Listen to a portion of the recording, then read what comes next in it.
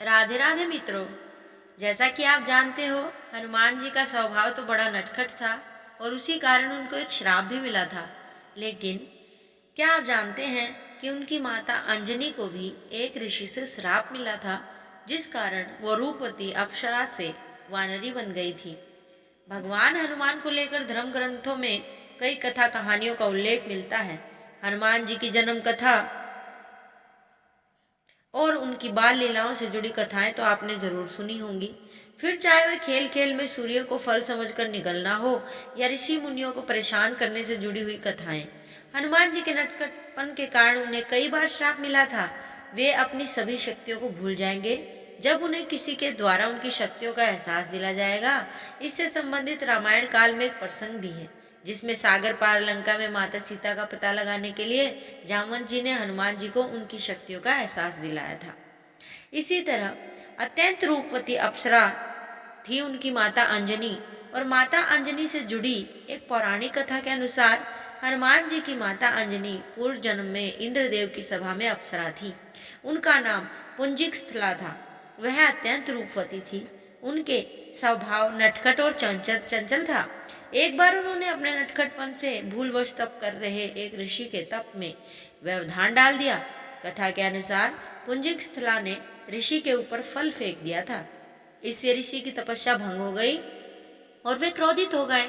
ऋषि ने पुंजिक स्थला को श्राप दिया कि जब उन्हें प्रेम होगा तब भी वे वानरी बन जाएंगी। पुंजिक स्थला ने ऋषि से अपनी भूल की क्षमा मांगी, जिससे ऋषि का हृदय पिघल गया। ऋषि अपना श्राप तो वापस नहीं ले सकते थे, लेकिन उन्होंने अपने श्राप में कुछ जोड़ते हुए कहा, तुम्हारा वानरी रूप भी अत्यंत तेजस्वी और आकर्षक होगा। इसके साथ ही ऋषि ने उन्हें एक तेजस्वी पुत्र प्राप्त होने का भी आशीर्वाद दिया, जिसके यश और कीर्ति के कारण पुंजिक स्थला यानी माता अंजनी का नाम युगों युगों तक जाना जाएगा। ऋषि के श्राप के कारण ही अंजनी को वानर राज केसरी से प्रेम हुआ और ऋषि के आशीर्वाद से ही उन्हें शिवजी के अंश के रूप में वीर हनुमान जी जैसे पुत्र रत्न की प्राप्ति भी हुई।